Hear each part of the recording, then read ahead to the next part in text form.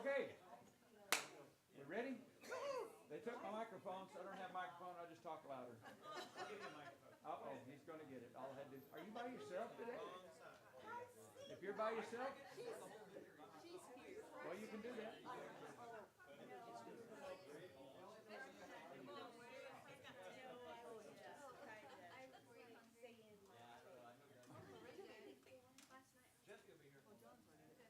Thanks, sir.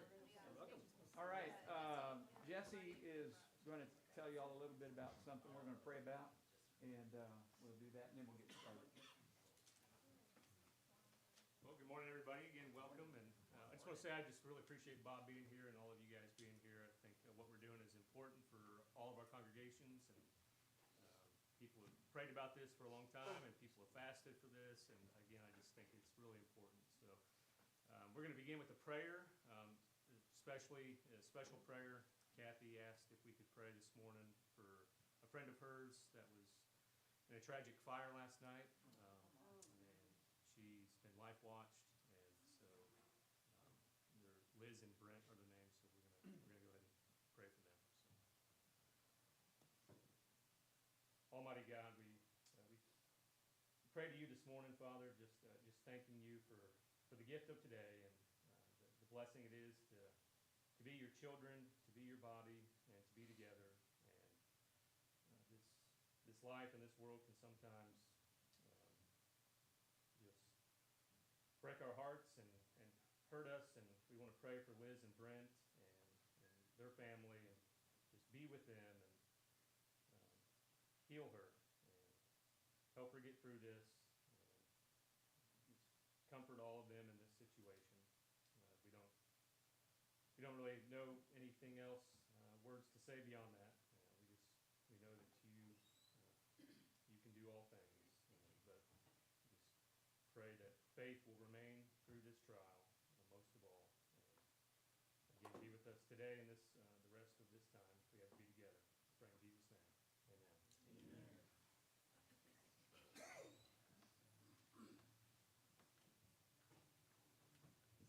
Voila. It works. Thanks for accommodating my segregation tactics. I think you'll understand why it will work well as we go through the day of the things that we're going to look at. So, as I mentioned last night, we're going to start right off the bat doing this thing of some congregational dynamics. So here's what I want you to do in, like we did last night. You kind of working on your row together, or you can turn around and talk to people right behind you, however you want to do it. But I want you to work on making me a list of what you consider the greatest needs are for this congregation. You think about the Sandpoint congregation, what are your greatest needs? So just make a list.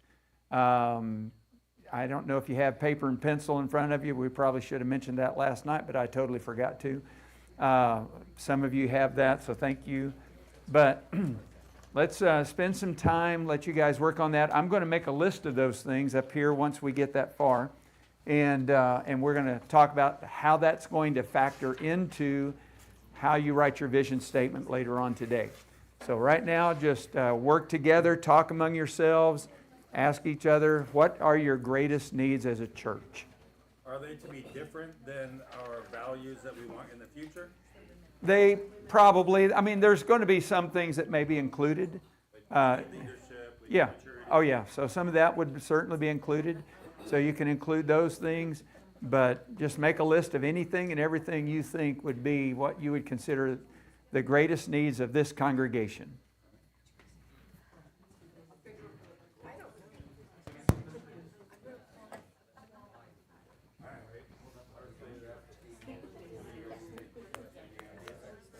Aaron and Karen. I love that. That's so cool. Aaron and Karen.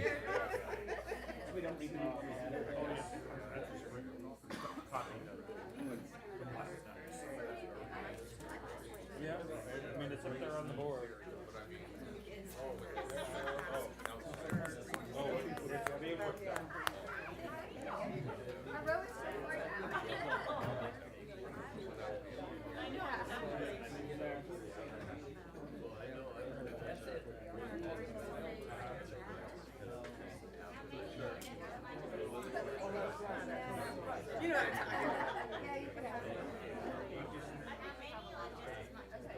However many you want to put down. Yeah, whatever you think they are.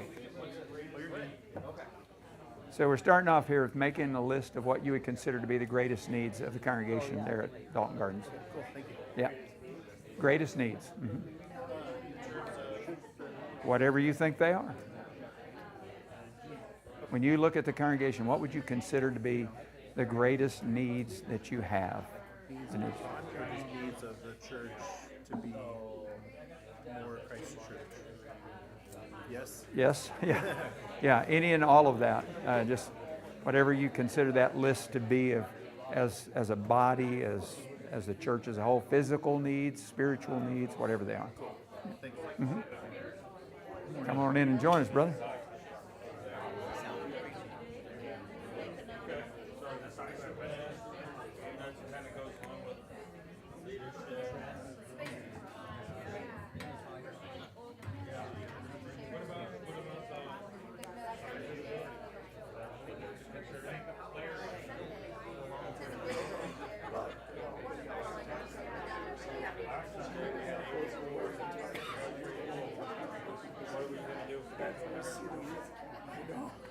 That's what you want to see. Are you guys working like solo down here? I don't know, I think what would Well, slide down here and help them. You guys have ideas as to what you think those needs are. Tell them. Should be. Need you, start another congregation.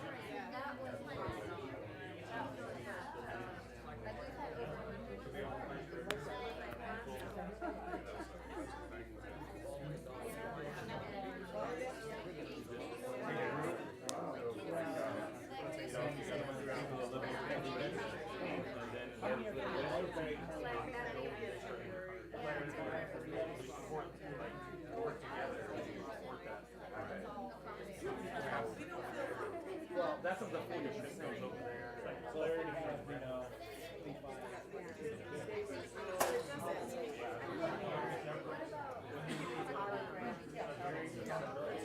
Well, like what he was talking about last night too, is part of that mentorship, right? Is to make sure that we are. Because like our friend was like, I never knew what was in this building. Not just all the time. They're good reputation. Good reputation. I feel like the so the community knows like what. Exactly. Expanding it. Rather than your arm getting cut off.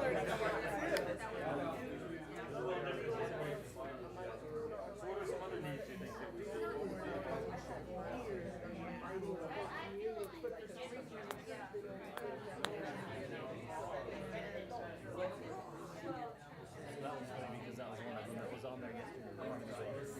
So it's on the list.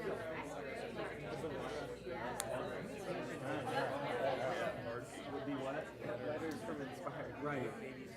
Letters, right. It was essentially your description of being instructed by the setting things in order, right? But, yeah. So different churches. So it didn't really have that. You may want to come around here. I said you may want to come around here.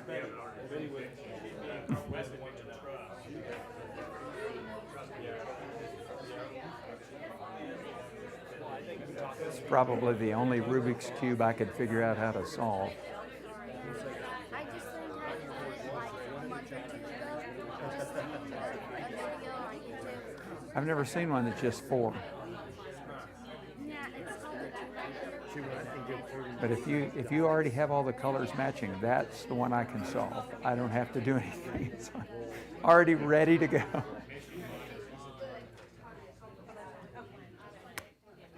Okay, so we got space to grow, what plans to manage it, leadership, better communication, and a good reputation in the community.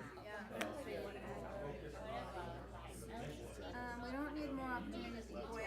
No, We do that really well. big sales. It helps us live each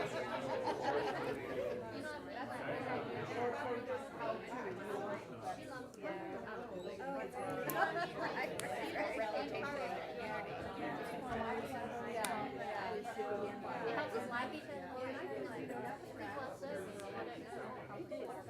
know. That's right, yeah. So why do you say church apart? I don't know. I guess that is just knowing what's going on. I think that's it. I know I know that's 99% girls, so that can't really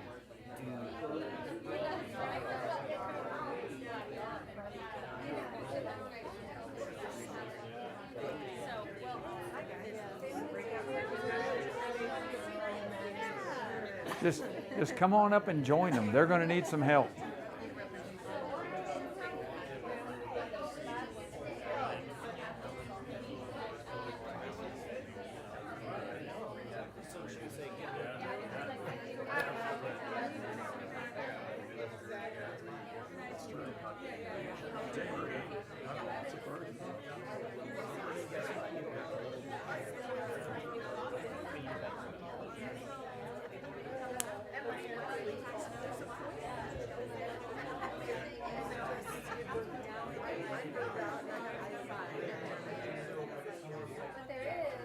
So a couple more minutes, and then we're going to start sharing.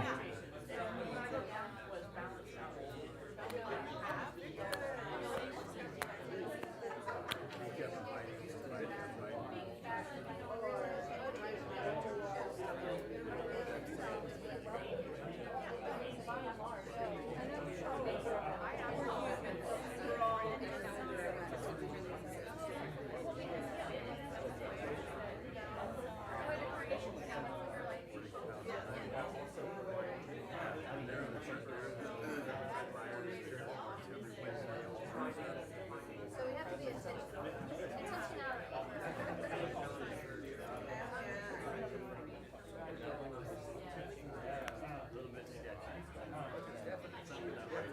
You got a pretty good list working?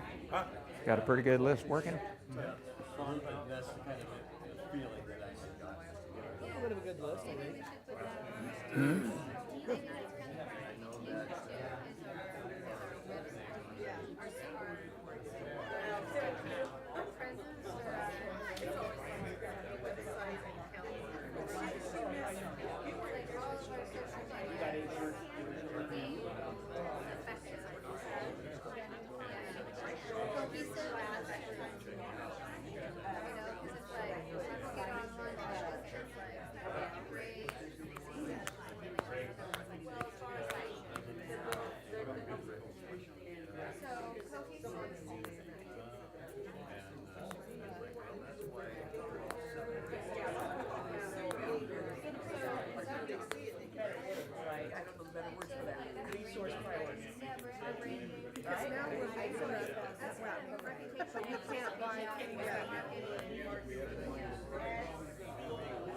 Okay.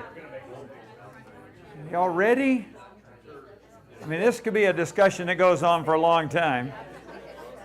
These are just our top 5 or 6 or 7. Yeah, could be whatever.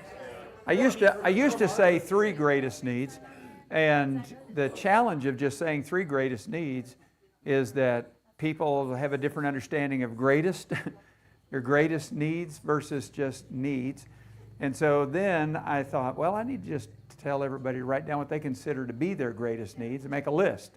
And so the reason I asked the women to sit together and the men to sit together in the way that we're doing it is because women tend to see things differently than men, and men see things differently than women, and especially when you're talking about the idea of needs.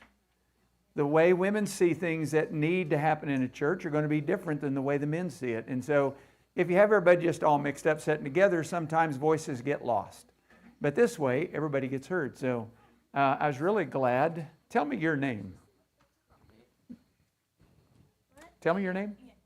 Ian. I don't know why I couldn't know that. But anyway, Ian, I said, get over here and tell them what your needs are. He jumped right in. I thought, there's a leader right there. I like it. So he jumped right in the middle of it, and I'm like, and what did you tell him we need?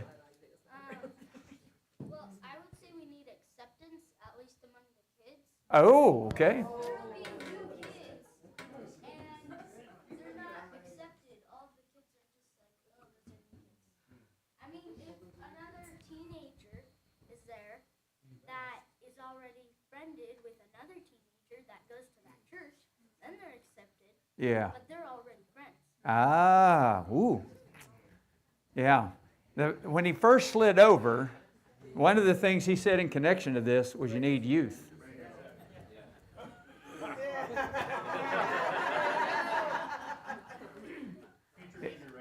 It was good, wasn't it?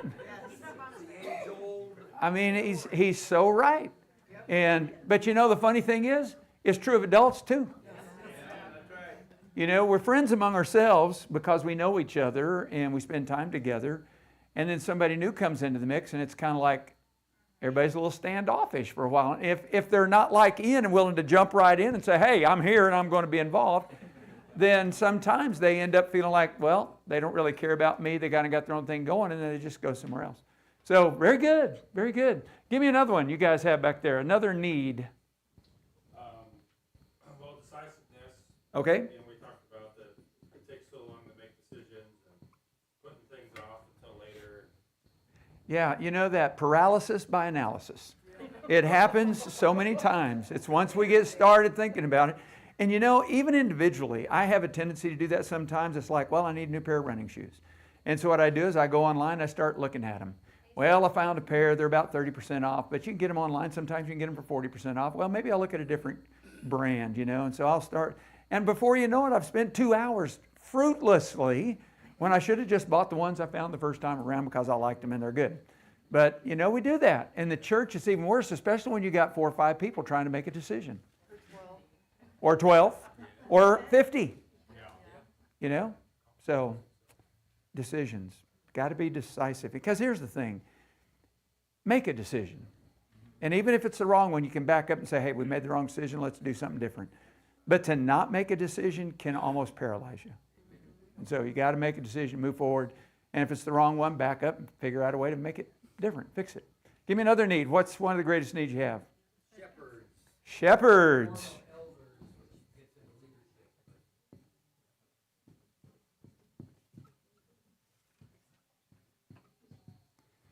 Number one need in every congregation. I have never met a congregation that said, we've got more shepherds than we need. I've never heard that. I've never heard it. Every time people are always saying, we need more shepherds, we need more leaders, we need more, you know, deacons. I mean, whatever it is. Give me one of the needs you have here. Transparency.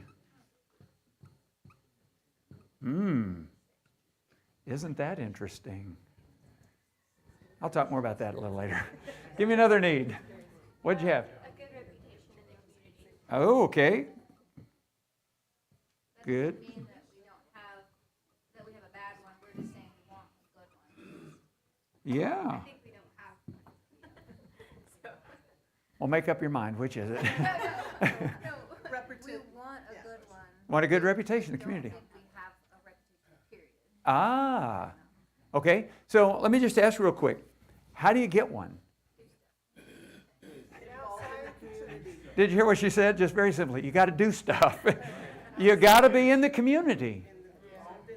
I mean, you've got to be involved in the community. Now, there are a lot of different ways to do this. Now, you know, at Dixon, where we live, the Burns congregation, it's the most community-involved congregation I've ever been a part of. I mean, we did some things when we were in Virginia Beach at the Bayside congregation. I don't know if y'all have like a crisis pregnancy center here kind of thing, but we had one in Virginia Beach. Now, I'll be honest with you. When my wife said, we need to go and be a part of this, I'm like, no. The last thing I want to do is be in a room with a bunch of women who are pregnant. She said, well, their husbands or their boyfriends are with them. I'm like, even more reason for me to not want to be there. But I'm thinking, I don't want to be a part of that. I mean, I didn't want to waste every Tuesday night, I thought, wasting my Tuesday night when I could be doing something else and go down there to do this crisis pregnancy center thing. And then she finally said, I need a man to lead the prayer. I'm like, okay, I'll go. And I'll tell you, that was a life-changing thing for me. I thought, I'm not going to have any value, I'm not going to add any value to this thing. I'm not going to be a part of, this is kind of for the ladies. And really, it is. It's teaching them about what to expect with the pregnancy and the birth and and being a parent and all that kind of stuff, which is really good. It's a video they watch, and then there are some other things that they end up doing. But they gave me 10 minutes every week to do a little devotional thing and to have a prayer with them. So what I decided to do was I started to go around and I would introduce myself to the different ladies, and I would ask them, one, tell me something great happened to you this week, and two, tell me something you've struggled with this week that I can pray about. It was transforming to see those ladies, when you pray their name out loud before the throne of God, it's life-changing. We had one lady whose baby, she wasn't bringing her baby. Her baby was still in the NICU. The baby was born at 1.5 pounds. They never expected that baby to live. But she did. We prayed for her every week. And of course, I'm telling them, I started praying every day for all of these ladies and praying about their situations. And I'm telling you, you make some pretty good relationships when you start doing that kind of stuff. It probably changed me more than it did them, but I'm telling you, it was a powerful thing. And baby Raina lived. Not only did she live, but she thrived. And you should have seen what happened when she brought her to that class for the first time. I mean, everybody cried. It was so cool. But there again, we had prayed about her every single week. And I was praying every day. And so it's just really, when you can get involved in your community doing those kinds of things. The church at Burns, we get involved with a couple of different organizations. There is an addiction recovery ministry there called Hope Center. We help out with that. We're involved in what's called the Care Center, which the Care Center provides kind of like the Crisis Pregnancy Center type thing. There's also another organization in town that helps people when they have something like a fire and they lose everything. They provide, come on up here, sister. You took a wrong turn. I was expecting to get a hug, and I didn't get one. Yeah, what you got, Jimmy? That whole story and the impact that it had on you, you realize none of that would have been possible had it not been for the encouragement of your wife? Oh, I've thought about that a lot.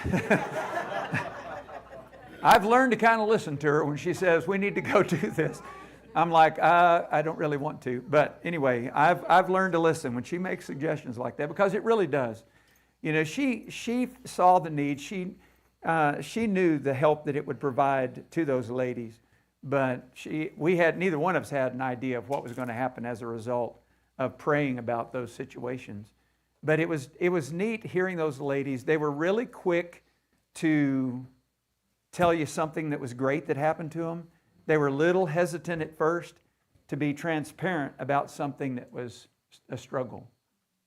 And I wonder sometimes if we did that in the church, how much different it would be if we took the time to go around the room on a Wednesday night and just ask people, tell us something great that happened to you this week and tell us something that you're struggling with, and then pray about that together as a body. How powerful would that be to get to know each other on a level of being more transparent about those struggles and how that we can do that. So, yeah, very good. So we had good reputation in the community. Give me another need back here in the next row.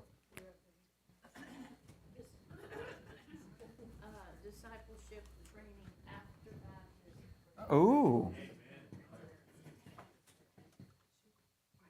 I don't know how you get them to come without saying, well, this is part of the baptism, the training afterwards, or, you know, you need to have this teaching. Yeah, and there are a lot of different ways. Obviously, you can do that. My favorite, and the one I think is the most effective, is you have to take them under your wing and build a relationship. You know, kind of a separate, but it's kind of apart at the same time. Kind of like the way we do the giving, separate and apart from the Lord's Supper. It's one of those things where you have to say, look, I want you to come to my house for dinner. And you're going to spend some time with them, just get to know them.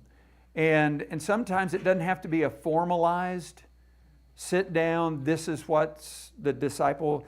You know, when you look at the life of Jesus and the way he worked with his apostles, once he called those 12 to become apostles, it's interesting to see that they just shared life together.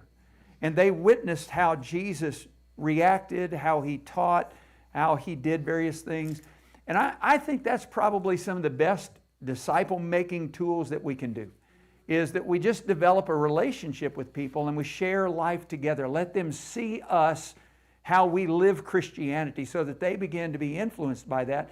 And, you know, when Jesus, what he did with the apostles, there were times where he taught them formally. You got the Sermon on the Mount, you got the parables, and you got the destruction of the temple. So you got these formal times where Jesus taught. But there were also informal things. And to me, some of the greatest lessons that happen in life are the informal lessons. For example, you remember when Jesus and the apostles were going into Jerusalem and he saw a fig tree and leaf and he was hungry, so he went over to it and there were no figs on it because it was not the season for figs, and so he cursed it, and then they went on into town. The next day, when they came back out, Peter saw that the fig tree was withered up and remembered what had happened, and he called it to Jesus' attention. And Jesus took that as an object lesson and an opportunity to teach them about faith in prayer. When you pray, believe that you have received it, and it will happen. And I just can't help but think that even with our own kids, when they were growing up, and I know all of you have done the same thing, sometimes those small, minor object lessons become the most powerful things that can happen in their life. And so I think back about all the things that I remember my dad teaching me informally. Sometimes we were out hunting, sometimes it was fishing, sometimes it was just out, you know, traveling around, whatever it was, but there were things like that that made a huge impact. And I think that's what we're going to have to do with young Christians. When they first become a Christian, what we have to do is we kind of have to make sure that we don't just expect them to show up and be here at a Bible class or to be here, you know, for the worship service every time. What we're going to have to do is we're going to have to take them under our wing. And we're going to have to build a relationship and share life together. If they've got kids or if they are doing things, we need to show up at those activities. We need to be involved in their life, and we need to make sure we include them in our own. And so we've got to bring them in, and we've got to get them involved. Do y'all know who Josh Austin is? Anybody know Josh on the Indian Reservation? Josh does some of the coolest stuff I think I've ever seen on helping mature some of these young Native Americans when they become Christians, because Josh has this ability that when they first become a Christian, that very next Sunday when they show up, he just happens to walk by and says, "You got opening prayer," and just keeps on walking. He doesn't give them a chance to say no. He just tells them, "You got opening prayer," and keeps on walking, you know, or "You got to talk at the Lord's Supper table," or whatever it is. And so sometimes being put into that, you know, that expectation that when you become a Christian and these things are going to kind of be expected of you, in that moment, you kind of realize it's not a bad thing. And so you just kind of do it. And so he's probably helped mature some of those young men down there on the reservation better like that than anything I've ever seen. I think part of that too, because we're focusing a little bit on this adult as well, is how do we be more internalizing as a culture, where Yeah. your faith is internalized. Like if you love your spouse, there's all these things you will do and not do because you love them, and they're easier to do because you Yeah. love them. How do we internalize our faith in that? Because it's I had an instructor who told me what you win them with is what you win them to, and we kind of had a time I think where our discipleship training was really focused on after baptism, young new Christians, and then you're going to run through this is what the churches of Christ do, and it's like, okay, well, let's rethink that, because not that that's bad, but that needs to be much more organic of this is why we do these things in this fellowship. And that training isn't necessarily just for after baptism, is do you have a culture where people who maybe have been Christians for 30 years but haven't necessarily been in a place, they moved here, they've never been in a church that really challenged them to live out their faith, they need that same training. And so how do we get to be where the culture of the church is, hey, everyone should internalize their faith because it will change how you worship. It will change that. And when you go out together, those are learned experiences. And so that whatever that discipleship training is, we're still talking about that now, and needs to really focus on internalizing your faith, because it's true for all Christians. The lessons a brand new Christian needs to learn can be the exact same thing a 40-year-old Christian needs to learn. Yeah, it was true of the apostles. and it's true today. And if we will help build those kind of relationships, we're going to be surprised at the impact it has. Because it's amazing what people share with you when you're spending time together outside of the building. And when you spend that time together, then you're going to have opportunity to really do just the little things to help teach them so that they can internalize their faith. All right, give me another need back here, or the back row, I think is where we're at. One of the things is knowing what needs to be done. And what are you talking about?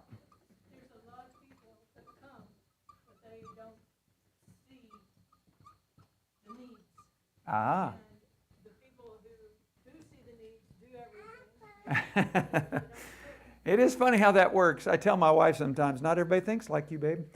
But she's like, they should know. And I'm like, well, maybe they do, maybe they don't. But, it's funny. I have, we were talking, Timothy and I were talking before service, we were talking about shepherds and deacons. And, I've asked the question a lot of times about deacons. What is the role of a deacon? And it's funny how little we know about what the role of a deacon is. Because we tend to think, well, the role of a deacon is being a servant. Well, does that mean a shepherd's not a servant? Oh, well, we wouldn't agree with that because we know they're servants. We're all to be servants one of another. And so what is the role of a deacon? Because the only thing in the qualifications that's really listed out is there to hold to the mysteries of the faith. So there's some kind of a spiritual component here involved.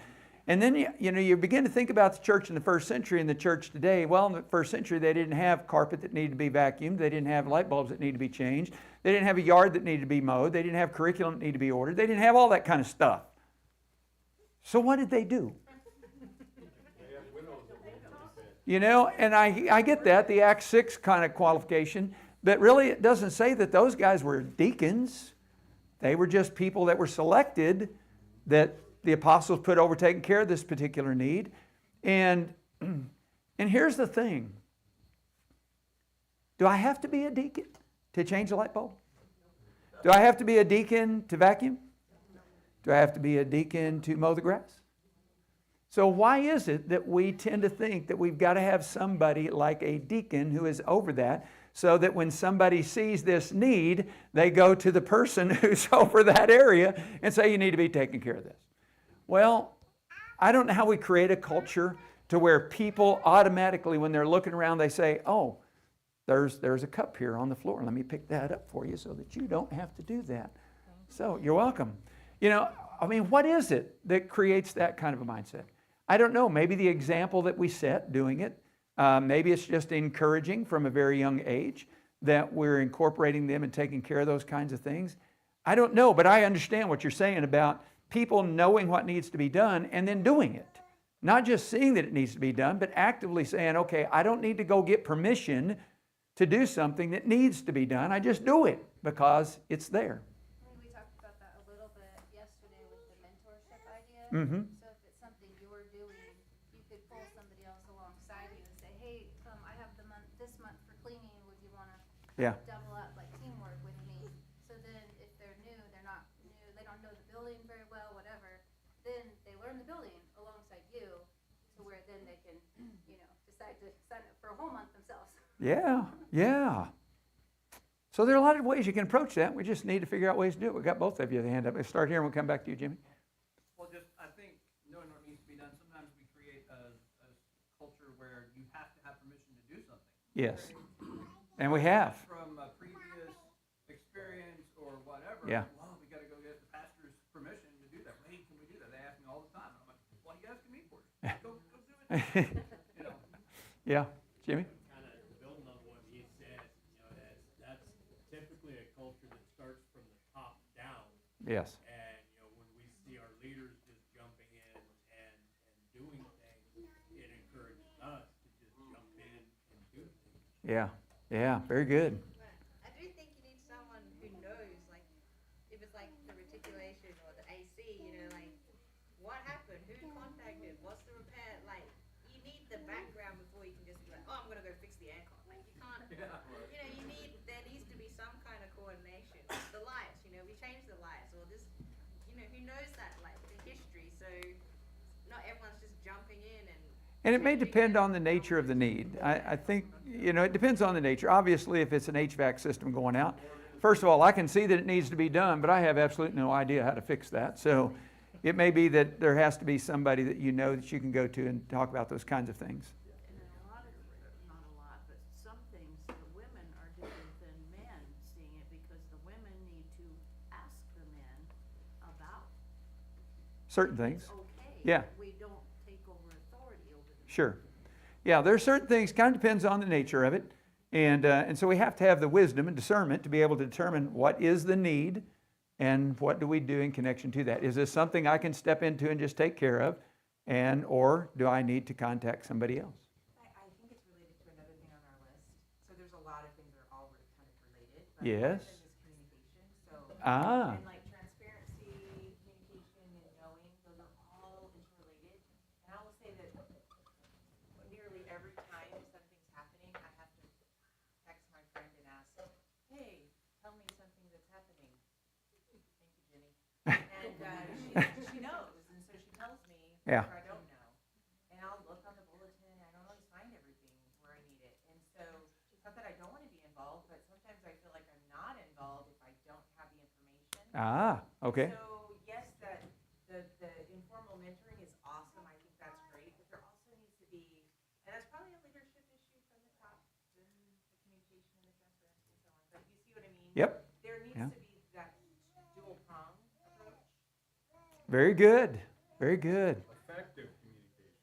You know, it's interesting you say.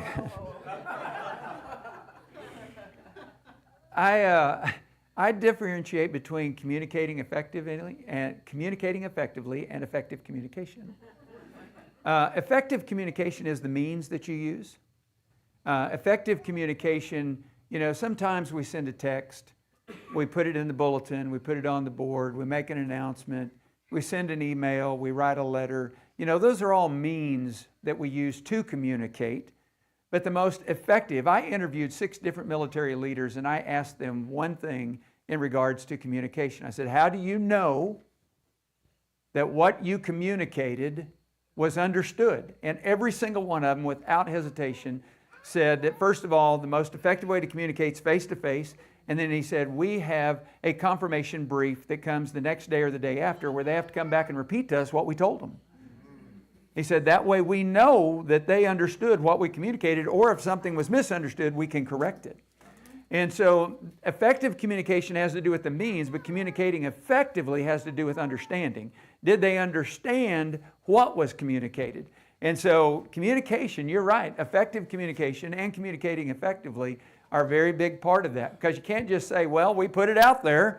Well, but did they understand what was put out there? So, all right, we're back here. Give me another one to chat on your list we don't have up here as to a need in the congregation. Tom? We said building up within. All right. Building up within. Kind of like what Betty was saying. Kind of like what? Betty was saying that Mm. we're talking discipleship training. Yeah. Focusing on building that core of the congregation versus just letting a few do the work. Yeah, very good. Well, and that was a key point that we talked about over here, was actually the opposite in terms of having a balance of also really reaching out, because many times there's too much inward focus and not enough outward focus. So in some ways, the flip side of that. All right, so hold that thought. We're going to come back to that in just a minute. This building up within. We talked a little bit last night about the idea of purpose and our purpose in assembling together. I listened to a guy one time, he was talking about this whole concept about the church and the design of the church to build up and encourage one another.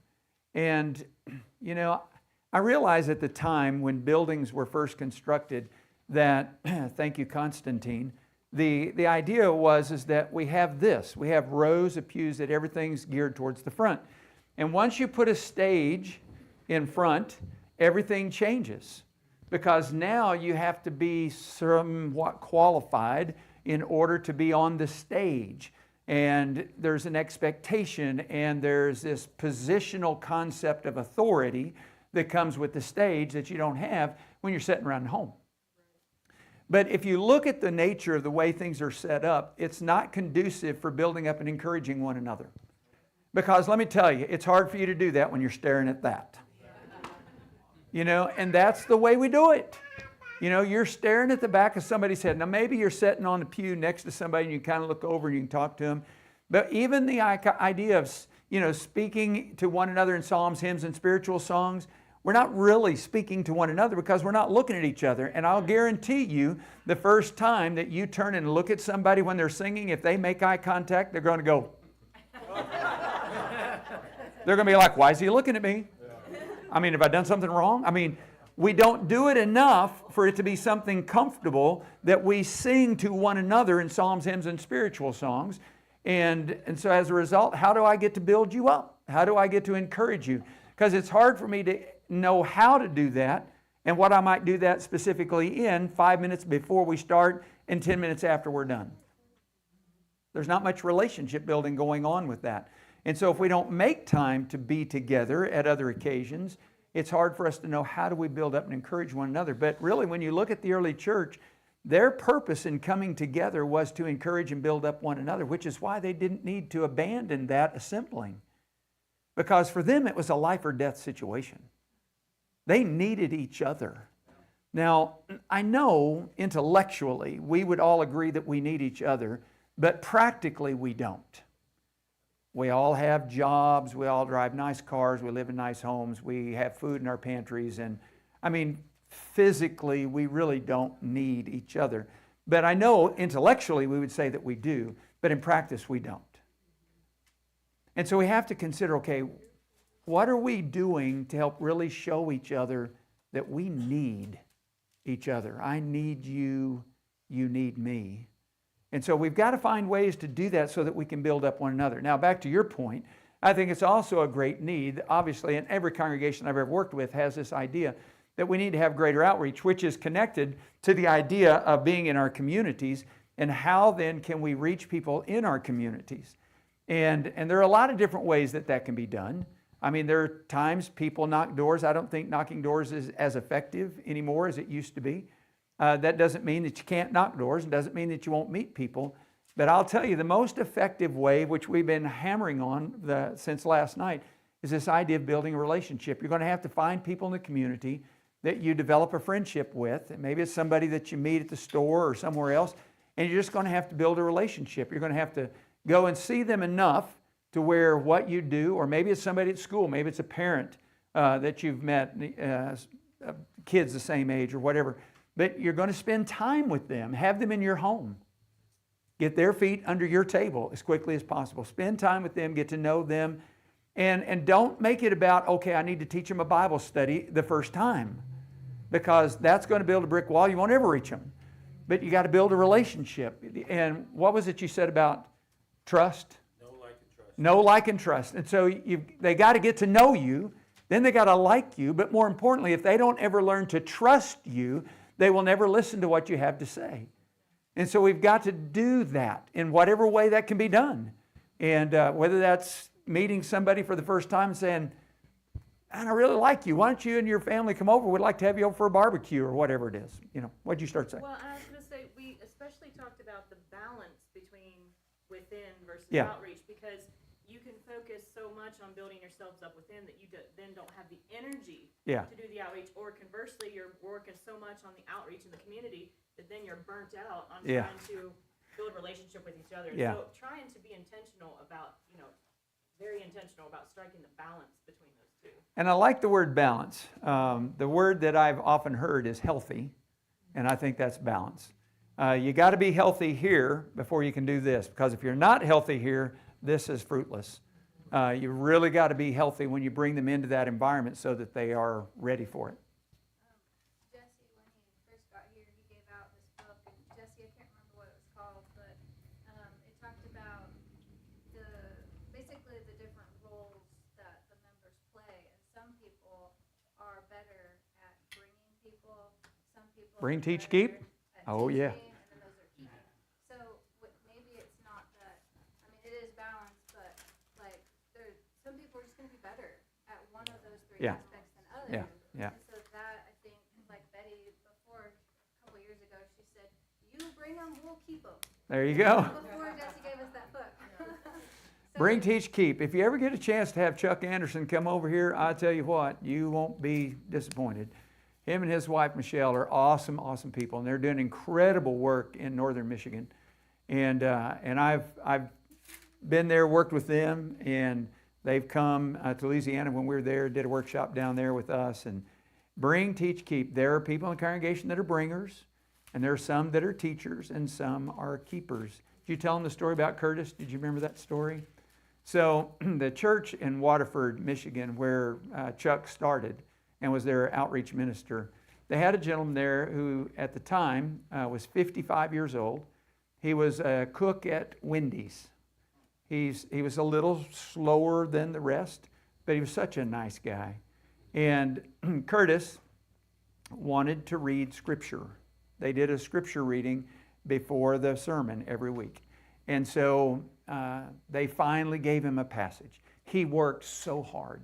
I mean, he read it. He practiced it every day. He couldn't wait till his time came. He was going to read that passage of Scripture. So the time came. You could tell he was really nervous. He got up in the pulpit and he read the passage. And when he finished, he turned and went, "Yes!" And there were about 4 people in the congregation that went up on the stage with him. And they just hugged him, told him what a great job he did. And I thought, there are in some congregations I've been in, that would be taboo. You would not do that. But see, those are keepers. There are some people in the congregation, you don't want them speaking to a new Christian. I mean, you just know that what they're going to say is going to offend that new Christian. So those are not keepers. You need to find a different job for those people, but don't let them around those new Christians. Because that new Christian is going to say something like, well, our pastor said, and they're going to be like, no, we don't have pastors here, we have preachers here. And that person's going to be like, I'm sorry. And then next thing you know, they're gone. And so you just don't want, they're good people, don't get me wrong, but you just don't want them talking to a new Christian. And so you just got to be careful about those kinds of things. Bringers, teachers, keepers. And so be like Curtis, I love that. All right, we're off track here, but that's okay. Give me another need that you had on your list we don't have up here.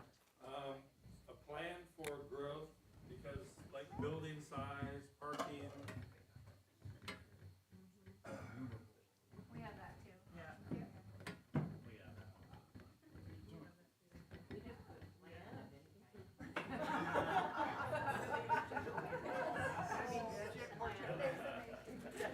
That's a great need then. Need a plan. Okay, give me another one. Having the mind of Christ or Christ-likeness.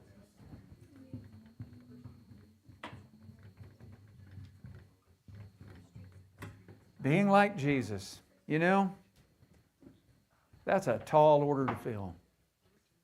And sadly, we kind of have an image in our mind of what that is. And we kind of have this box that we put that in. But being like Jesus, I wonder if we would be like Jesus when it comes to the people in our communities. Tomorrow morning in the Bible class, I'm going to do a lesson from the Gospel of Luke. And the thing I'm going to talk about is the way that we see Jesus changes the way that we see others. And how we have that image of Christ and being more like Him will change the way that we see other people. And it will change the way we treat other people. So anyway, I'll save that for tomorrow and not preach it today. And each other. Yeah. Yeah. Yeah. Where do we get to? Over here? Nope, we already got yours. Give me another one. We talked about our street sign. Oh, So I know what do we need to do? Fix it, change it, replace it? we need to let people know what our meeting times are. All right. Without them having to walk up to the front door. So I know people have not chosen to worship with us because they didn't know what time we met. It's on the website, isn't it? Yeah, but they were older and they just drove by. Oh, they're drive-by Christians. I got you. I got you. Yeah, so there needs to be an awareness. Yeah, you can spend $50,000 and buy one of those big neon things that lights up and is all electronic and does all that crazy stuff. She's so stinking cute. Got her phone. She's talking to somebody, telling them about Jesus. I like it. Give me another need back here, ladies. Goals. We're about to change that one real soon. Because after today, the next step is going to be Mike Bond coming up to help you guys with creating goals and making plans to achieve them. And so that's going to be a big deal. And he will tell you at the time, and I will tell you in advance, you need to be very careful not to set more than about 3. 3's a lot, sometimes 2. I've known one congregation, they set 1 because of how massive it was going to be to develop the plan to achieve it. And so I really encourage you to be thinking not in terms of massive amount of goals, but just a few that you can really build deep into. Do you have your hand up? Yeah, I put it up and then I put it down. Okay, well, I can move on. I was thinking about money, and that like money doesn't need to be an issue, but sometimes it cripples you. And either we need to be able to think outside the box and get more creative with the funds we have, or increase our funds somehow. Okay. So we'll put resources. How's that? Because that involves a lot of things, but it certainly includes money. You know, it's one of those things, and I'll talk more about this when we get to it. But you got to have resources. You can't do things. That means people, it means talent, it means money, all those things. Back row there, you got me another one, another need that we don't have? So Willie brought up orientation for new Christians Oh, okay. or new members.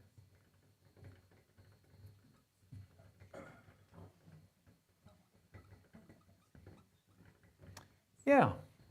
Way to kind of get them to figure out. You know, the thing is culture. Every church has its own culture. And culture is just basically the way we do things around here.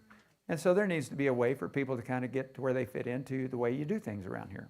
Because the way you do things around here is going to be different than the way they do things in Tennessee, I promise. Yeah. And I guess, how do you get to that point that you're talking about? How do you decide how we do things, the process, and then does that make sense? Where does that come from, and how is that made? So is that decisiveness? Well, it can be a combination of a lot of things.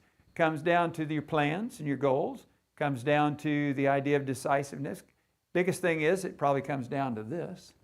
How the leadership develops that and how they communicate that. And I personally believe that it's a leadership responsibility to kind of take care of those kinds of things. But that's a different discussion. Yeah? I think oftentimes when it comes to that, the general prescription is to just kind of walk with us for a year or so, figure out who we are and what we do. Whereas, you know, I think the elders and deacons, when new members come in, find out what their passions are, what their interests are, and then plug them into ministries Yeah. in that area. Yeah. I'm glad you said that because it's going to give me an opportunity to recommend a book again. I've already recommended it to Jesse, and I don't remember who else I talked to yesterday. But I would encourage you to get the book called The Way of the Shepherd.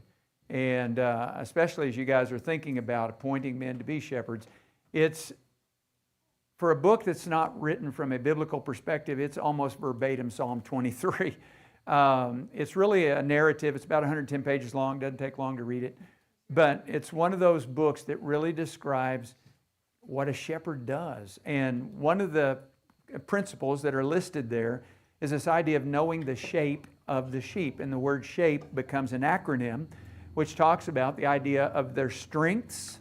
You need to know what the strengths of each individual are. Their heart, their attitude, their personality, and their experiences.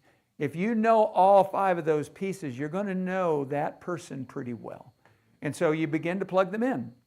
I've often encouraged people that when it comes to what somebody's abilities, their talents are, instead of saying, here are all these service areas that we need somebody to plug into, instead find out what a person is passionate about, as Jimmy just said, and then build a ministry around that. Let them know that what they're passionate about, they can utilize to the glory of God. And they can influence people and they can reach people with that. So build some sort of a ministry around that concept so that they feel like what they're doing is contributing to the growth and development of the Lord's church. Is that book written by Kevin Lehman? And Bill Pentak. Yep, that's the one. Yeah. All right. I think we're back up here. You guys have anything we don't have listed? Tom? You chatting there with your buddy and just kind of got... Oh, kind of get... Oh, yeah, That's the one. Yeah. Yep, that's the one. You have anything we don't have on our list so far? Trust. Yeah, hold that thought. I'm going to preach on that tomorrow. I got requests to do that lesson, so I'm going to do that lesson tomorrow during the Bible, or during the worship hour. Trust, yeah, we got to trust in God, but you know, people won't follow someone they don't trust. So if they don't trust you, guess what? They're not going to follow you either. So trust is big. Where'd that come from? Okay, now next row. We got anything else? Mission focused. Mission focused. Kind of goes along with the outreach, but. Well, to some degree, yeah. They kind of both align with the same idea. Because there's a local mission and then there is an external mission beyond our borders. So, yeah. Another need we don't have. Grace.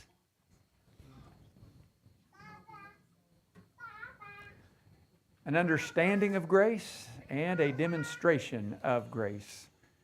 And I'll tell you, I've been preaching for more than 30 years. And I struggle sometimes myself with understanding grace. And primarily, I think it's due to the influence of growing up in a culture that pretty much was this idea that you work hard to get where you're at and you deserve or you earn whatever it is you have. And so it makes it very challenging. She's fine. She ain't bothering me. I don't think she's bothering anybody other than the fact she's cute as she can be. I might pack her up and take her home. I know a Nana who would love all over her. But grace is one of those things that's just, it's hard to wrap our minds around it because sometimes even, you know, we create our own system of justification if we're not careful. You know, 5 steps, 5 acts, and we kind of say if we check all 10 of those boxes, then we're golden. And it's like, yeah, Christianity is a little more than that. And so understanding that grace is not earned by the 10 commandments of the 21st century. And unfortunately, our denominational friends have watered grace down to the point of where it's not even biblical. Yeah. It's one of those things, it's just hard to wrap our minds around, but we certainly need to, and certainly need to demonstrate it in ways. Anything we don't have on our board? On your list? Anything we don't have? What we had was just more fine tuning of what's already there. Okay. Anything we don't have specifically? Ladies, anything we don't have? More kids? Well, we kind of got youth. Let me put kids out here beside it. But yeah, need more youth, kids. Training for teachers.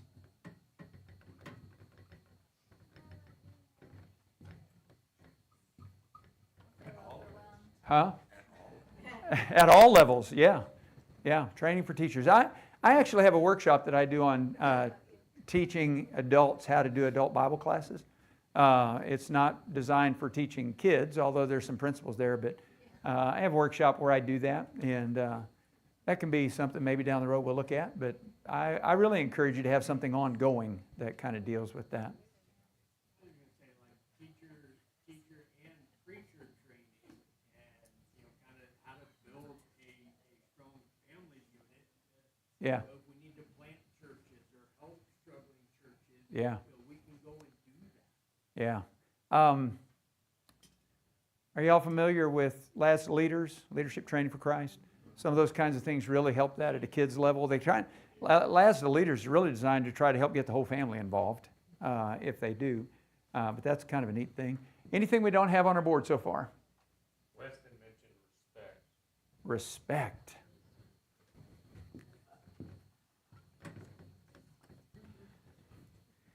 You know, it took me 50 years of life to learn that you don't have to agree with someone to show respect.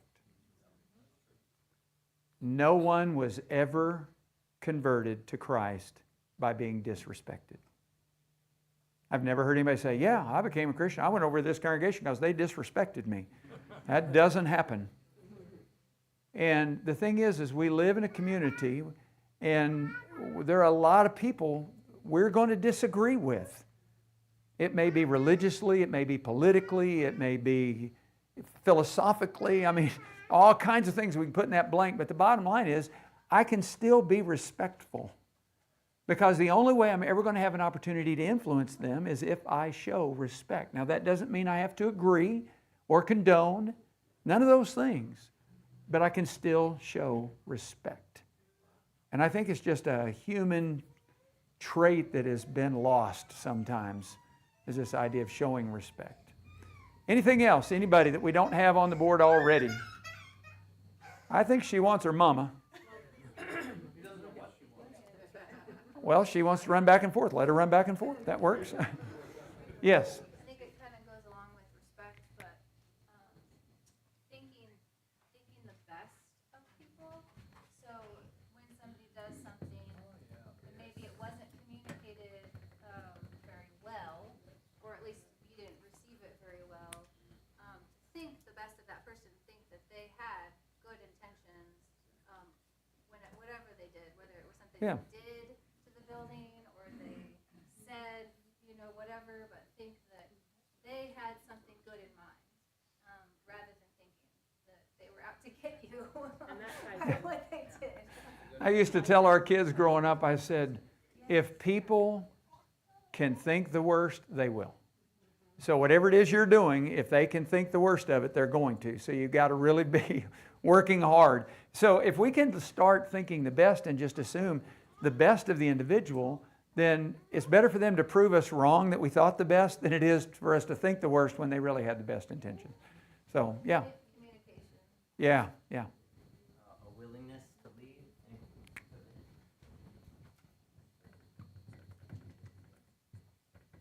Whoops. A willingness, do you say to lead and commit? Yeah, commitment.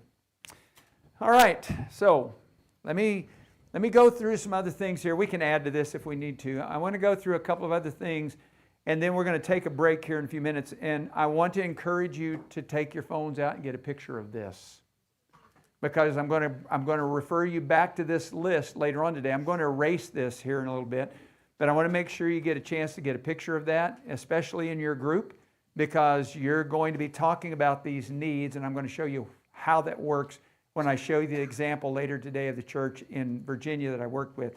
But you're going to need to have this list, and it'll play a key role in what we're going to talk about. So the next question, this question I'm about to ask isn't really for an answer. I just want you to think about it in relationship to these needs, and that is, why do they exist? I mean, just think to yourself for a moment, why do these needs exist?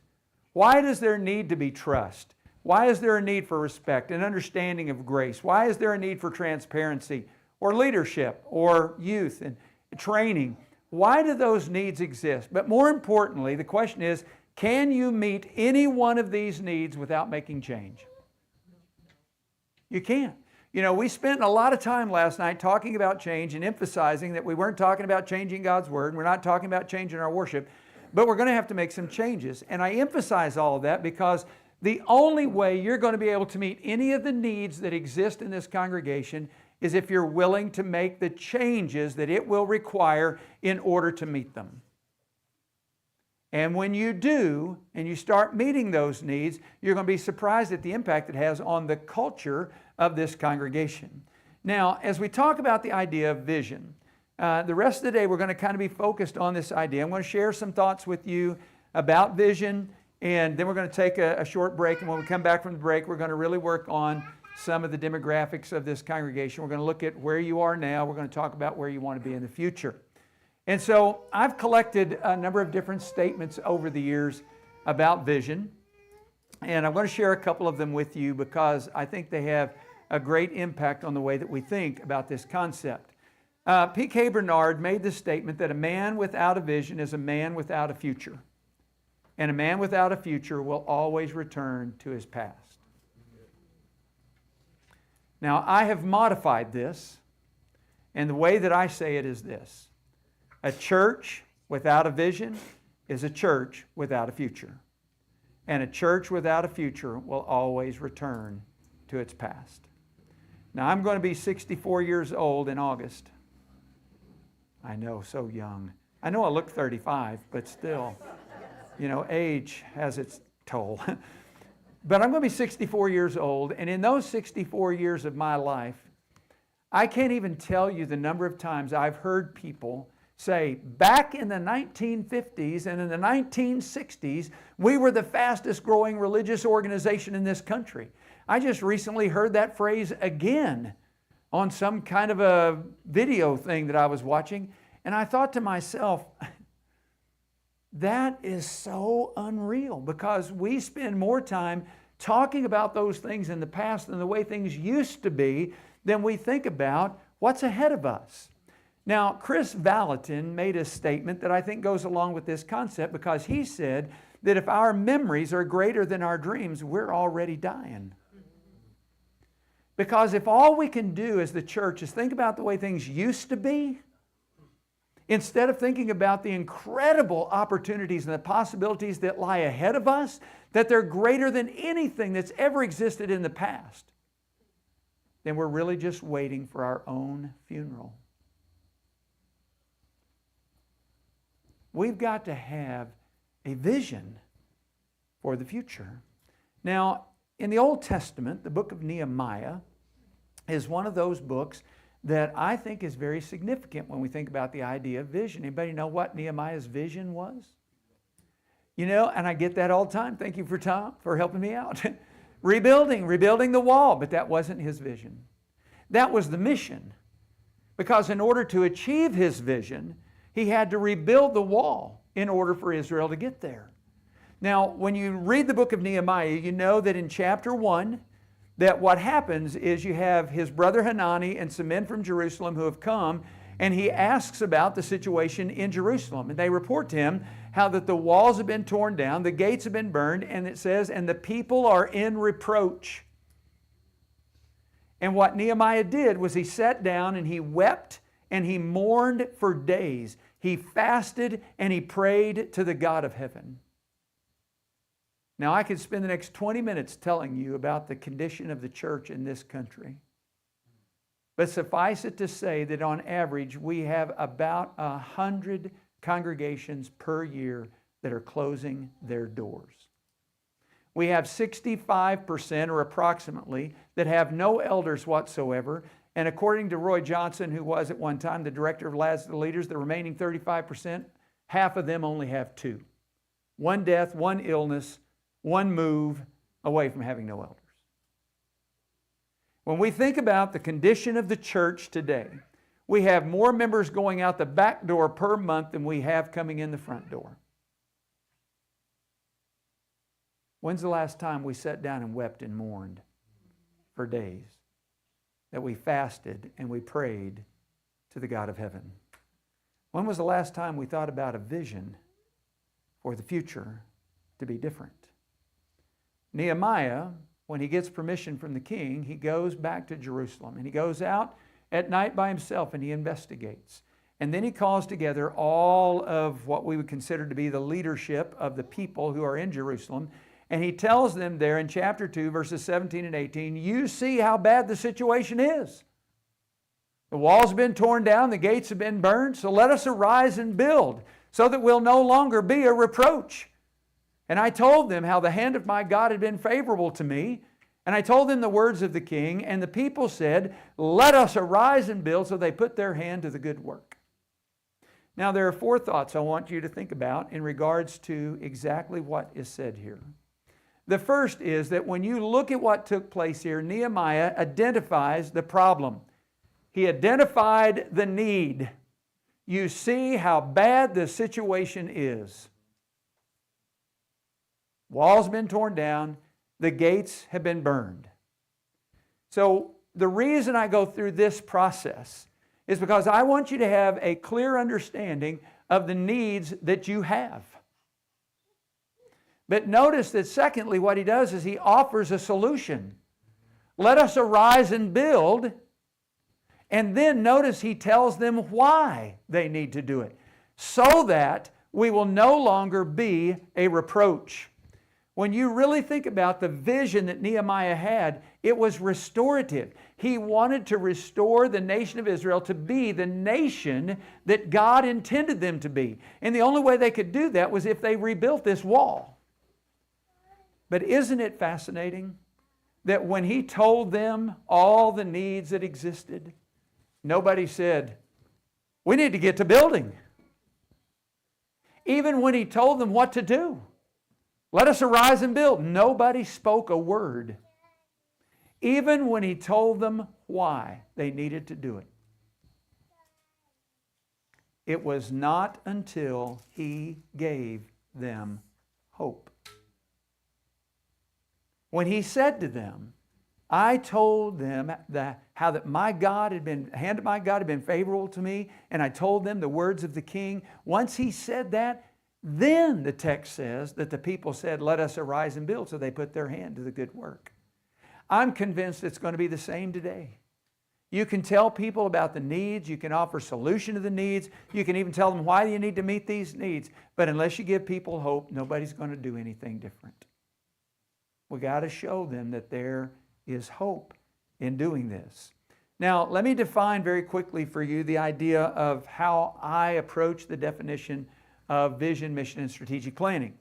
Now, you could probably get 100 different definitions for these things depending on who you wanted to look up, but this is the way I do it since I'm teaching the class.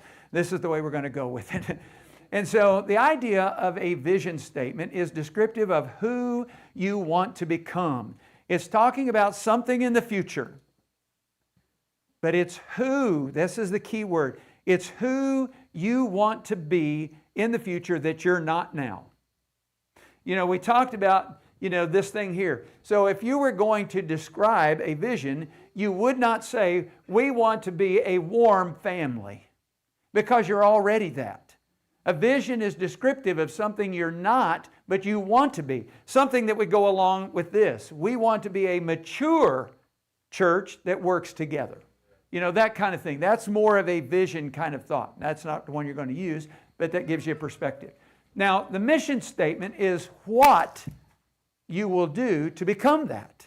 So this is the active. It's action-oriented. It's going to be more the types of terms that would use things like the ing endings. When you have active verbs, those are mission statements. It describes what you do in order to become who you want to be. Now, the way I describe it's kind of the noun and the verb. Your vision statement is a noun that's descriptive. Your mission statement is a verb which shows action. Strategic planning is the how you're going to do that. It's all of the details. It's the map, if you will, that outlines all of the specific pieces that are going to help you carry out the mission to help you become who you want to be in your vision. That make sense? Let me just say it this way. The who and the what always come before the how. What we have been doing, and one of the challenges that we face in the church today, is we spend all our time trying to figure out how to do something when we have no idea who it's going to help us become or what we're going to do. The who and the what always come before the how, which is why we do the vision statement now. We're also probably going to put together a mission statement before the day's over. But more importantly, the how you're going to reach those things will come when Mike Vaughn comes back and works with you. So keep that in mind. What I'm going to do when we get ready to write the vision statement is I'm going to ask you to write down we want to be or we want to become. And then you're going to fill in the blank after that. So we'll talk about that when we get there. Now, let me share with you a couple of benefits as to why you want to have a vision statement. Number one, it's going to inform your decision-making process. This is one of the needs that you have up here. We talked about that last night, this idea of decisiveness. You need to be decisive. Put that down here as one of the values you want in the future. Well, let me tell you, the first step in helping you become more decisive is having a vision. And here's why. I don't know if it works this way here. You guys can tell me if it does or not. But this is the way it works in most congregations. Somebody comes into a men's meeting or somebody comes into the elders and says, we would love to do this. And there are two questions that are always asked. Anybody know what they are? Number one, how much is it going to cost? That's the first question. And the second, who's going to do it? It's the same here, it's the same in every congregation I've ever been to. Those are the two questions that are always asked when somebody has an idea of something to be done. Wouldn't it be great if you didn't have to ask either one of those? Wouldn't it be great if the way you approached it when somebody came in with something to do was, will that help us achieve our vision? Because if the answer is no, it's not going to help move us toward our vision, then the answer is no, we're not going to do that. Now, it may not mean that it's no forever. It just means that it's no for now. Because for now, we're moving in this direction to achieve this vision. And so we may do that later, but for now, we're focused on this. Now, here's the thing. If somebody comes in and they say, we want to do this, and you're thinking, that's going to help us achieve our vision, then it really doesn't matter what it costs. And it doesn't matter who needs to be involved. Because if people buy into the vision, they'll give the money and they'll give the time. Because it's worth making the sacrifice in order to become this vision that you have. So it's going to help you inform your decision-making process. Now here's the second benefit to that. Is when you look at all the things you currently do, it gives you an opportunity to look at those and ask the same question. Are the things that we're currently doing, are those things helping us achieve our vision? If the answer is no, it's time to cut it loose. Don't keep hoarding that thing up past its effective date. Cut it loose and say, we're just not going to do that anymore. We're going to start doing something else. But if the answer is yes, those things are helping us achieve our vision, then it may be time to figure out a way to beef it up. Make it more effective. I worked with a congregation in Oklahoma that literally had, those 2x3 sticky sheet notepads? They had 5 of those things filled up with all the stuff they were currently doing. You talk about a mile wide and an inch deep. I think it was a mile wide and about a 1/4 inch deep. They were wearing people out. But I'm telling you, things turned around once they had a vision, because they got to go back through that list and say, man, we need to cut that loose and we need to cut that loose. They whittled it down. You see, you can do that when you have a vision statement. As well, your vision statement is going to help engender commitment. Because if the only purpose that people have is coming and sitting in the pew for 2 hours on Sunday morning and an hour on Wednesday night, if that's the sole purpose of their Christianity, there's not going to be much commitment. But when you got a vision, you got something you're working towards, this is who you're going to become in the future, there's a reason to get up and go. And the idea is, I can commit to that because there's something that's going to be good that comes from it. Number 3, it's going to drive the actions of your life, and it's going to drive the actions of your church. I'll just share with you the vision that we have for SALT, because I want to tell you that everything in my life is driven by this vision. When they asked me to direct this program and they told me I needed to create the vision for it, my son-in-law and I spent about 9 hours whittling down, working on, and figuring out a way to craft this vision statement that we have for the SALT program. But our vision is simply this. We want to become the global resource for biblical leadership development. Everything I read is about leadership. I get my grandkids, they're big readers, and they'll, have you read this book? I'm like, if it's fiction, I'm not reading it. Why would I spend my time reading that when I need to be reading about this? So everything I read, everything I do, everything in my life is really driven by this vision statement. And it drives our entire organization. Now I say that because once you as a congregation have a vision statement, it needs to be personal to you. Everything you do in your life, the way you treat your spouse, the way you treat your kids or your grandkids, the way you interact with people in the community, it's all for the purpose of helping move toward this vision. That's how appealing it needs to be. Number 4, it's going to point to a better future. I've never met a congregation yet that said, anybody in the congregation that said, and maybe you can tell me if I'm wrong, does anybody in this room want this congregation in the future to be worse than it is now? Nobody does. Nobody wants the future of the congregation to be worse than it is now. We all want it to be better. And here's the thing. The only way it's going to be better is if you have a vision for that. If you don't have a vision for it, then 10 years from now, you're going to be looking at the situation. You may have a few less people than you have now, but things will be no different than they are now. The only way to make that happen is if you have a vision. And then number 5, my favorite part. A vision challenges us to do something great. You know, God didn't place us on this earth to be mediocre, average. He put us on this earth to excel. You find that throughout Scripture. I mean, even though when you look at the letter to the church at Thessalonica, they were doing all the things that Paul was telling them to do, but the thing that he said to them is excel still more, because our purpose on this earth is far greater than anything that we can come up with on our own. It's about God. It's about people. And a vision helps us, challenges us to do something great. Now, as you think about the vision you're going to write this afternoon, we're going to work on a piece here, and then we're going to take a break. And the why in your congregation is very important. Do you know why you exist?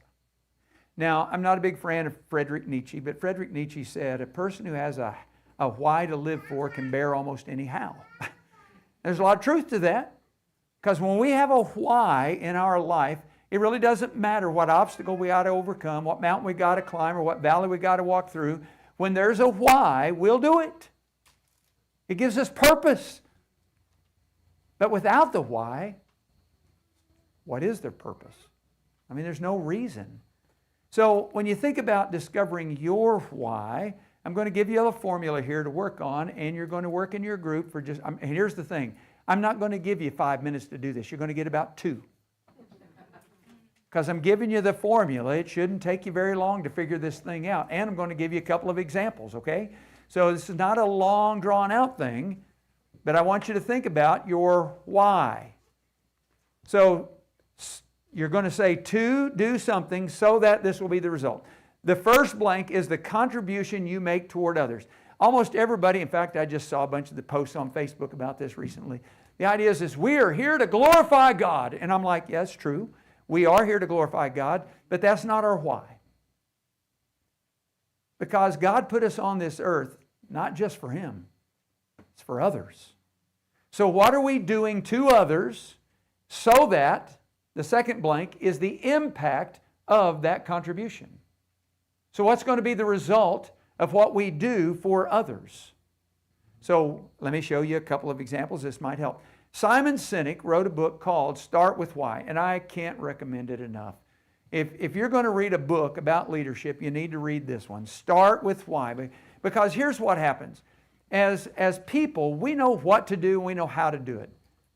But our problem is we don't always know why. And especially as the church, we can tell you exactly what to do, and we can tell you how to do it. But do we know why? Why are we doing that? And so Simon Sinek's why, I think, is pretty classy. He says, to inspire others to do the things that inspire them so that together we can change our world. That's pretty cool, isn't it? I want to know how you get a job as an optimist. That's his job title. Maybe it's because I'm such a pessimist that I can't get that job. I don't know. But that's his job. I mean, his why, the reason he gets up every day, the reason he does what he does every day is because he wants to inspire people to do the things that inspire them so that together we can change our world. Can you imagine if everybody that worked in any job across this country, that they got up inspired to go to that job because it inspired them to do the things that they love the most? There are far too many people in this world that don't work a job they love. They just do a job because it pays the rent, pays the mortgage, buys the groceries. But I'm telling you, when you do something you love, you never work a day in your life. And there's a lot of truth to that. Sometimes I feel guilty because I feel like I'm not working, but then again, it's because I enjoy doing what I do so much. So it doesn't feel like work. Now, let me give you another one. This is a church in Michigan, Alpena. Their why was to give people hope so that they may live a fulfilled life. I think there's a lot of truth to that for us as Christians. The Apostle Paul said it this way, to become all things to all men, that by all means I might save some. He was willing to become all things to all men so that by all means he might save some. So, it's up to you now.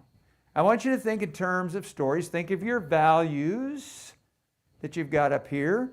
And what is the story behind the congregation? You know, the Sandpoint congregation, what is the story behind this congregation? Why do you exist? What is your why? What is your purpose? So, I'm going to set a timer, and you're going to get 2 minutes to talk in your group to come up with how you're going to fill in those blanks of to do what. Let me show it to you one more time so that you'll have an idea of what we're talking about. To do what to others so that what will be the result of that? What's the impact of what you do for others? So you got 2 minutes. You ready? And go. Start talking.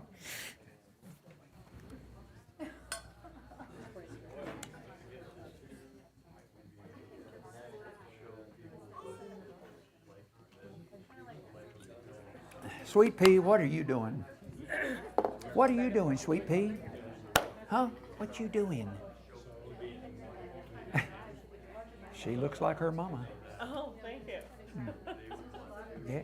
Yes, you do. You're so cute. Our oldest isn't here. He's coming back from camp today. Yeah. But, both of them at her age looked the same. Is that right? They're all, You're so cute. I like the little bows in your hair. Yeah, like your little pigtails.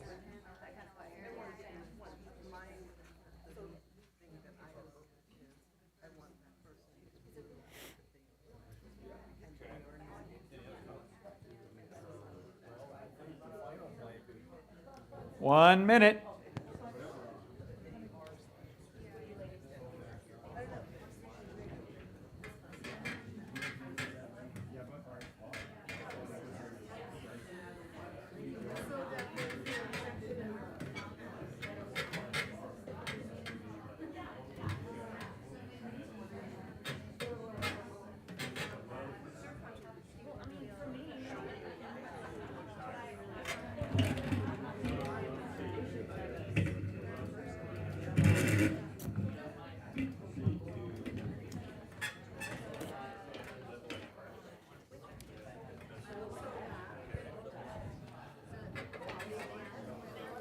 $15 seconds.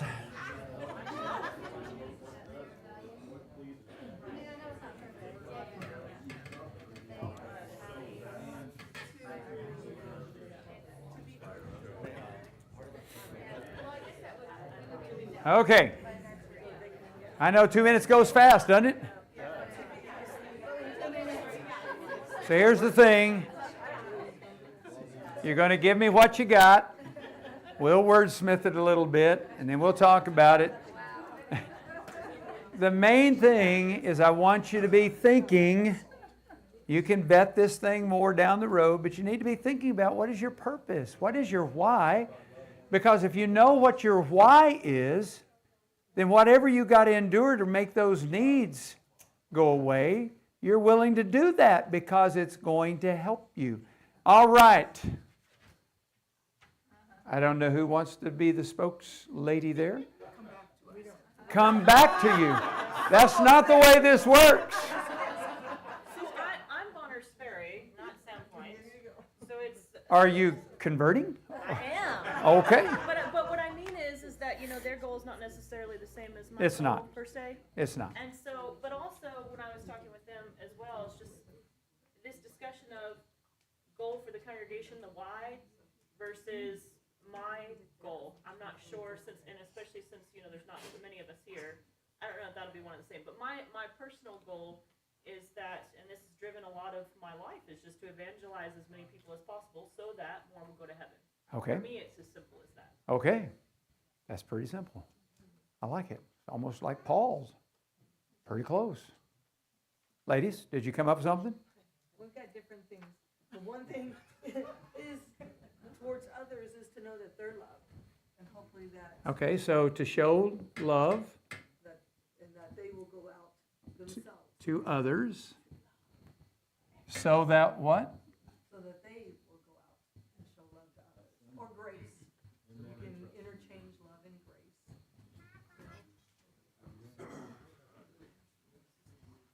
All right. We said almost the exact same. Really? How about that? Do we wanna show love or do we wanna love? I mean, is that different? Semantics at this point. We may come back to it because you can always wordsmith it, because it was a 2-minute rush, So, write the bestseller in 2 minutes or less. So, give me what y'all had there. Actually, it's kind of similar. We said to nurture relationships so that people understand that they are valued by our Creator. So, I got to nurture relationships. So that people understand that they are valued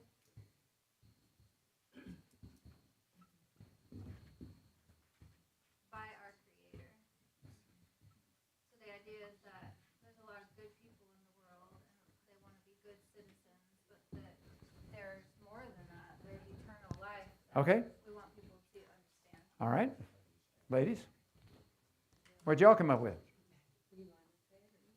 Okay, we wanna become more like Jesus so we can reach others.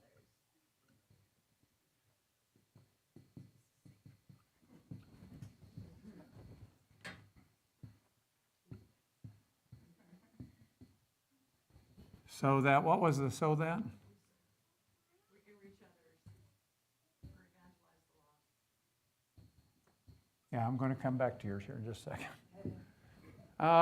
Okay, back row. To show people God. To love people toward God. Show people God so that, was there a so that? Did you get to the, To love, oh, to love them so that they can see God. oh. I got you. When Jesus came, he told the apostles, his mission was to show people God. Okay. You're scratching a whole lot, Tom. Well, we got 3 different ones, so. I just need one. Okay. One is to help people become all they can be. Hold on. To help people, this is almost military, to help people become all they can be. In order to be part of God's family. So that what? In order they can be part of God's family. So that they can be part of God's family.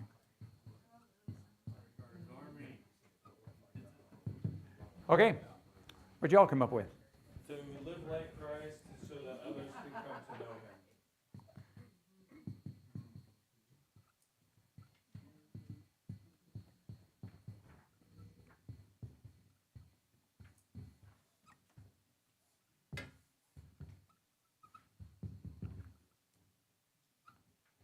Okay. And you guys, what'd you come up with? Pretty much the same as the first one. To love one another and others. To love and serve others. Whoop, hold on. You're changing it up on me. To love and serve. Others. One another and others. Okay. So much so that they do the same. So that God is pleased.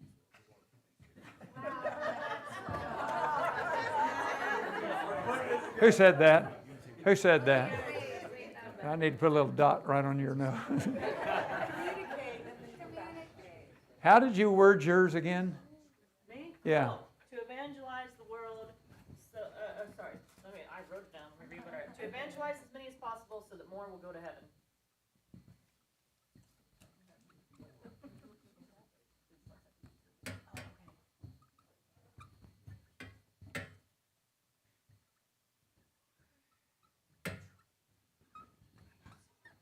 Okay, so here's the deal.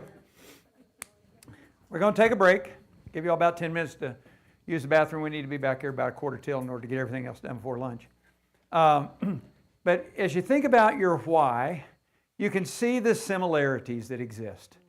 You know, we think about from a biblical perspective, there's this idea of why do we want to be more like Jesus? Because we are showing love to others. We're helping people become who they need to be, to live like Christ, to love and serve, evangelize, all nurturing relationships. All of these things really flow from the same desire of what we're trying to do to others from a spiritual perspective, so that they are going to understand that love and grace, that they're going to be a part of God's family, that they're going to go to heaven, that they're going to go out and do the same thing. You know, so it's like we're trying to get them to replicate what we're doing so that more people, you know, it becomes a spider web effect in which you get more and more people who are going to come to know Jesus. And so I know that it was quick, but in the end, you can see that it's not rocket science here. I mean, what we're doing to others is done for the purpose of trying to ultimately help them understand who Jesus is so that they can have a relationship with Him. And so that's what this is all about. And so now you kind of have an understanding that if everything in your life is driven by that why, to be like Christ, to show the love of Christ, to help others see that love of Christ so that they can see God in us, because He has no other plan. We are the reflection of the image of the glory of God in Christ Jesus on this earth. And so it's our responsibility then to be that light to the world so that they can then come to have that kind of relationship with Him that we enjoy. And so when you understand that why, then everything else begins to fall in place. All right, now I've taken up 2 more minutes. So let's take about 6-7 minutes, get you something to drink, use the bathroom if you need to. You come back, we're going to finish talking about some things in regards to vision, and then you guys are going to do some work in regards to your demographics.